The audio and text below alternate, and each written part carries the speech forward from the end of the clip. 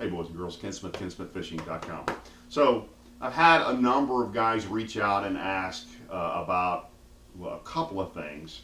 What's proper etiquette? And I posted something a while ago about gas money for co-anglers, and got a lot of really positive feedback, a little bit of really negative feedback. But hey, one of the things I'm going to do to you is tell you my true feelings about stuff and not lie to you about fishing and shoot straight with you. But I've also had some guys ask me about when do I think they should move from the back of the boat to the front of the boat. So just a little bit of my background. I started tournament fishing when I was 15 years old. I fished a couple of summers there, and then I went off to college and didn't get to fish much until I moved to Texas, which would have been in the mid 80s. I joined a club, didn't have a boat, and fished out of the back of the boats in a club tournament, the Dallas Hook Setters, for a number of years, and made some lifelong friends. Still buddies with several of those guys, and unfortunately we've lost several of those guys. But some super fun stuff. Some of my favorite stories are from my years fishing bass clubs. Still, one of my favorite ones was we had a guy named Mike Wheeler. Who, Mike, if you're still around, I'd love to hear from you. I'm sure you are, but Mike once decided to make his own attractant and put a dead shad in his wife's food processor along with a bunch of other pretty gross stuff, and turned it on. So we did crazy stuff back then. But by the way, I'm not going to tell you I'll tell you my nickname back then was the Hobo, because my first bass boat was a bass boat that Rex Bridges had guided Striper Guide out of. It was an old Hydra Sport. It was oh my gosh, it was a piece of crap. Had a really strong Black Max 200 motor on it. My favorite story, three stories about my Hydra Sport was going across Rayburn one day. I hit a hard wave going from Beach to Caney, cross wave. My rod box lid flew off. Luckily, it stayed in the boat. At a tournament on Conroe one day, I looked back and by the way, there was very little carpet in this boat. My live well lid had flown open and it had torn off, and my one keeper was gone. And I shut down the boat, and I was literally sitting out there about to cry because I was on my way to weigh in, and I heard, and my fish was in the splash well in front of the motor, and I fell on it like a hand grenade and ran back to the weigh in, holding that fish in the live well, driving with one hand. The funniest story, though, was at the Kilgore Chateau Hotel in Lufkin, Texas. One day, fishing on Rayburn, the cap separated from the hull. So I went to Walmart, this is before there was a Home Depot there, and I bought a bunch of big long wood screws. And I went door to door in the hotel, and when they knock on the door, when the fisherman opened the door, if the guy was over 250 pounds, I said, "Would you come help me?"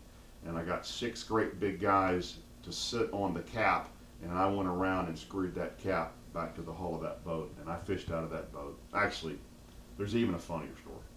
So that boat had a nice Roadrunner trailer under it. And when I bought my first new boat, I took the motor off of that boat, and I dropped that boat off down at Fun and Sun, and Jeff Gilbert and Monty were nice enough just to let me leave it out on the back of the lot. And a few months later, 6 months later, they called and said, "Hey, there's a guy here who wants to buy that trailer." And I said, "Great, yeah, sell it. I'll split whatever we get." And he goes, "I think we can get $1,500 for it." I said, "Super." So he called me back a little while later, and by the way, at this point, that boat is a complete piece of junk, because not only was it already beat up, it'd been sitting out in the sun for 6 months or a year. Monty called me back a little while later, or Jeff did, and said, "By the way, this guy doesn't want this boat. What do you want me to do with it?" And I said, No. I said, "That $1,500 is for the boat and the trailer." I said, "If he only wants the trailer, it's $3,000. So the guy takes the boat and the trailer, and a year and a half later, they call me and say, "By the way, do you have title for that boat? Somebody else has bought it and wants to put a motor back on it." I bet that boat's still out there somewhere. Anyway, so I fished as a co-angler for a short while, but I didn't have the patience, and I felt like I always felt like I was a better fisherman than the guys I was fishing behind, and so I moved to the front of the boat, and I've been very happy doing that. But I think personally the time to move to the front of the boat is when you have the time to pre-fish. I have had a number of really, really good co-anglers behind me over the years. But if your job, well, 2 things. If you can't buy a big enough boat, and I've always said this to guys when they buy a boat, I would much rather see a guy buy a 20 or 21 foot 3 or 5 or 7 year boat, and I'm sorry, boat dealers, than a brand new 17-foot boat fishing what we fish. Now, if you're going to fish, Lake Tyler, then 17-foot boat's great. If you are going to fish the Arkansas River, 17-foot boat's great. If you're going to fish Rayburn and Toledo, if you're wanting to fish the BFLs or the Costas, length is everything. Buy a big, long boat. It makes all the difference in the world. So, once you have the proper equipment, and I'll also say, and you have the ability to take care of your equipment, there's nothing worse than driving to Rayburn and your trolling motor not working. And by the way, that's a really crappy thing to do to your co-angler, because he's been looking forward, or she, sorry Holly, he or she have been looking forward to fishing that tournament for weeks or months. And it's not fair of you to not have the money to keep your stuff working. Look, all of us have had stuff break, but you need to have the money to keep your stuff in good, fishable shape all the time, or you probably need to stay in the back of the boat. So boat's number one. But the second thing is, you gotta be able to take the time away from work to come practice. So many years ago, if we went to a lake, didn't matter, and I remember one on Welch that we won. We were going to Welch to go fishing. We heard there was a tournament down there. Bill Johnson and I entered it, and we won it. Those days are long gone. There's too many guys that are fishing full-time, or are retired and able to fish 3, 4, 5, 6 days, or fishing professionally locally. Now that's a super dangerous guy, right? The pros who go fish the tours, we don't have to compete against those guys. But the guys who are so good, and there's enough money in the circuits now that they can just fish local lakes, and they don't work a full-time job, or they've got enough money that they don't have to. Those days are long gone. So if you can't go spend, I'm going to say at least 2 days of practice, and I don't mean Thursday, Friday, I mean even just a weekend before. If you can't go do that, then you probably need to stay in the back of the boat. I will also say, though, in general, you will get progressively better being in the back of the boat. You'll learn techniques. By the way, I really do have a problem with guys who think they're going to learn a lake or learn water in the back of the boat. There's a guy on the FLW tour, I guess now he's probably on one of the other tours, that was a co-angler for years, and there was a big stink about he showed up on some water that he had fished as a co-angler in the back of somebody else's boat. I think that's really, really crappy. I've had it happen to me a couple of times. You need to go find your own fish, is I guess the moral of that story to me. Something happened? It's okay. I may be about to get run over if we hear barking. So I think you got to be able to go practice. That's the key to it. Now let's talk a little bit about guys who are still fishing as co-anglers, and things I see that they do good or right, and things I think they do wrong. Yeah, I've already made my comments about gas money. Sorry, lost my train of thought there. To me, for any tournament, I think $50 is a minimum, and I think most of us are really happy with $50. If it's $40, then I'm fine if a guy hands me $40 as well. If you can't give a guy gas money, you shouldn't be out there. That's just my opinion. Most of us are spending hundreds and hundreds of dollars in practice.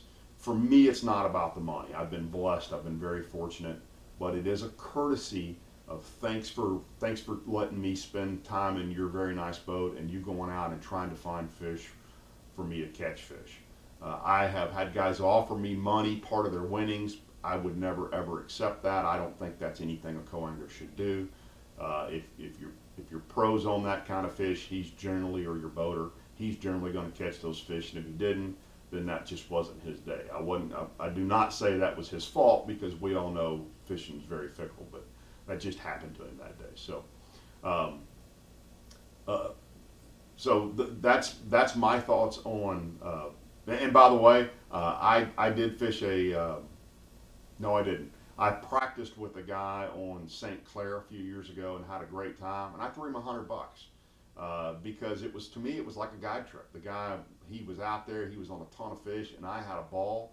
And a guide trip on Rayburn now is a cheap one. I think is $400. I think most of the guys are $450 to $550 a day. So to get to spend a day with a guy, and by the way, you're going to fish with guys, and I'm one of them. One of the best fishermen I was ever around was a guy named Gary Elverton, and Gary said to me once, anybody can go catch them. When you catch them and your co-angler catches them, you're on a bunch of fish.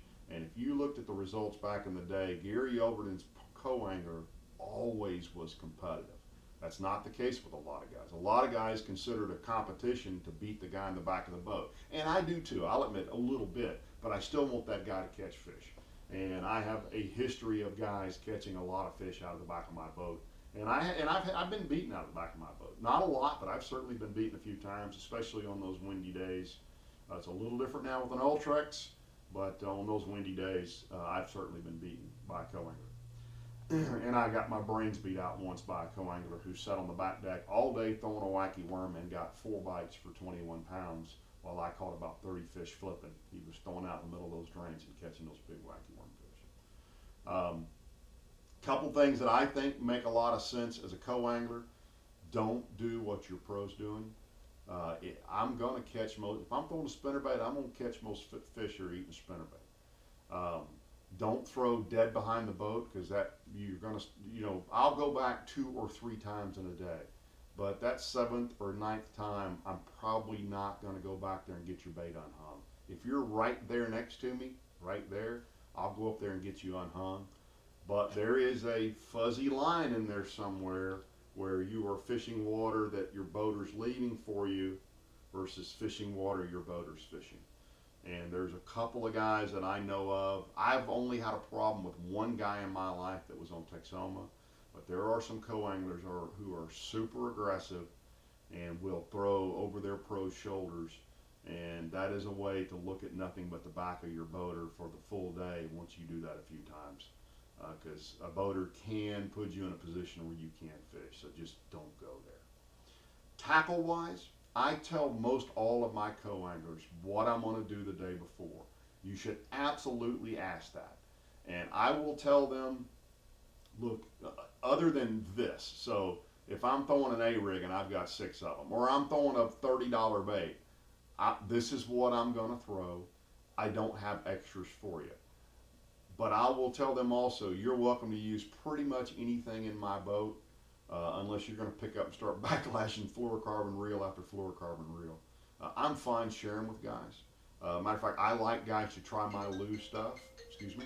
Sorry about that. So I like for guys to try my loose stuff. You're welcome to try my loose stuff. If you see me at the lake and you want to check out one of the rods, that's one of the frustrating things I know about some of the higher end rods is the academies and the Bass Pro Shops of the world don't carry a lot of the high end stuff. So if you see me or anybody with that Lose logo on their jersey, ask them if you can look at some of that stuff, because man, some of the Lose higher end stuff is just truly amazing, and it is hard to find that stuff. I know some stores do carry it, but you're welcome to pick my stuff up anytime you see me. Sorry, that was a little bit of an aside there. So anyway, I think when you talk to your pro at the meeting before, or boat, or whatever you want to call them, at the meeting, or if you talk to them on the phone the night before, just ask them, just say, look, I don't want to bring everything. And on some tours, you're even limited to the number of rods and reels, or rods anyway. And by the way, I have had a couple of co-anglers really smartly bring a few extra reels. I think that makes a lot of sense. You got your 7 rods, but if you think you might need something with 8-pound line or something with, 80-pound line, stick a couple of extra reels in your bag there. But I think, and speaking to you guys that fish as boaters, tell the guys the truth. Don't get out there and screw them over and tell them you're going to be fishing, in 4 feet of water and get out there throwing a 1-ounce football jig. That's just not fair to them. I don't hear that happening. I don't remember the last time I heard that happening, but I have heard it happen in the past. So the other thing to ask a boater, and I am fine with this, and it actually usually reminds me when a guy asks me this, do you have dry storage for me? So what I have started doing is the box behind my co-angler, which is a big box, I leave it empty. And I tell them, look, if you will bring just enough stuff, you can fill that box full. Feel free to do that. I would much rather have that than have a great big tackle bag sitting in the middle of the floor where both of us have to step around it. It's on top of the net. It's going to get tangled up. Ask your boater, is he going to have dry storage for you? I always have, and I carry a ton of junk, but I'm in a big old Z521C Ranger. I've always got room for you to put stuff away. And I've told guys before as well, feel free to put stuff in the rod box. You got 7, 10 rods over there piled up in your way. If you want to get a few of them out of the way, you're absolutely welcome to do that. And if you'll ask a pro if you can do that, they're going to say yes 90% of the time. They don't want all that stuff flapping around in there, and we don't want you losing rod stocks or losing rods or losing anything else. So ask a guy, if I break down my tackle, do you have a box big enough I can put my tackle in? And I would even be so bold as to say, can you empty the box behind the passenger seat so I can put all my stuff in there and keep it out of the floor? And I guarantee if you ask a guy to do that, we'll think about it and we'll get that stuff out. Now, unlike my buddy Dickie Newberry, got to tell another funny story on Newberry. So we were fishing a tournament and it was going to rain, and I said, hey, will you empty out the box behind the passenger seat so I can put, and I carry a tiny bit of stuff, because when we team fish, if I need a hook, if I need a tungsten sinker, if I need a 3/4 ounce rod trap, I'm going to just use his, and he's going to use mine when we're in my boat, so we don't have a whole bunch of stuff in there. And I said, but I've got, rain suit, a couple other things. Will you just empty out that box where I can get a little bit of stuff in there? I get to the house the next morning, and I said, did you empty that box? I got everything I could out of that box. And I'm like, all right. So I get back there, and there's hardly any room in that box. So I cram my stuff in there, and I get it in there. Later in the day, it starts raining, and I start getting my stuff out to put it on, and I look, and I can see just a little piece of plastic with a name on it. And I'm like, what in the world would he have that's a Poulan? And I pulled the stuff out of that box. There was a chainsaw on the bottom of the box where we had cut trees a couple of weeks before, put brush piles down. Yeah, he got everything he could possibly get out of that box except a chainsaw. He didn't even open that box, Newberry dadgummit. But anyway, that's my thoughts on that. Ask him what you're going to be doing, or her. Ask him if they have dry storage for you. Is there any special bait? And I'm fine with the guy. Is there any special bait you might whip out on me, that you wouldn't have an extra that I need to go buy tonight? And I think most guys are going to shoot straight with you. And I will also, and I've had co-anglers do this, and it's really smart, say, look, I'm not talking to anybody. I'm not going to tell anybody what you tell me tonight. I just don't want to get out there and be digging through tackle or begging something to borrow off of you. So that's my thoughts on being a co-angler. And I also always have ice chest space, so ask your pro. And I've had several guys ask me that, and that's a really nice thing to do. Can I bring a bag of ice? Do you need me to grab a bag of ice? Do you need me? Are you going to have food? Do you want me to bring you a sandwich? And that sounds crazy, but it's just those little courteous things that really get your day off to a great start. I will tell you, I really, really, really enjoy fishing draw tournaments because, and by the way, that's part of what I've enjoyed about this year, is getting to fish with some different guys and getting to see how they do things and them see how I do things, and just getting to know friends.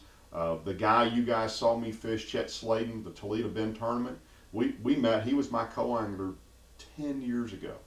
And Chet and I talk probably every other week to this day, and that's how I know as many people as I know in the tournament fishing world, because I fished down, and it doesn't matter whether I was in the front of the back or the back of the boat, front of the boat or the back of the boat.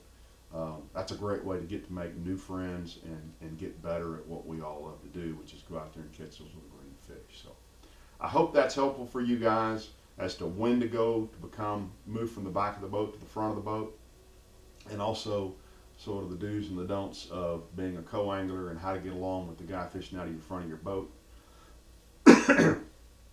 And I hope that's helpful. So thanks for all the questions. If you have more questions, post them below. You guys know how to reach me. KenSmithFishing@outlook.com is my email address. I'll put it right here below. Again, thanks so much for subscribing. I continue to grow my subscriber base. I'm trying to give you guys information not just about Rayburn and Deep East Texas fishing, but just about fishing in general. And Stella, do you have anything to add to all that? Stella? Hey, anything? She's got nothing. She has found this video extremely boring. I hope you did not. Was this bad? This was not bad. This was good stuff. Okay, she agrees. Thanks for tuning in, guys. We'll see you guys on the water in about a week and a half. Thanks.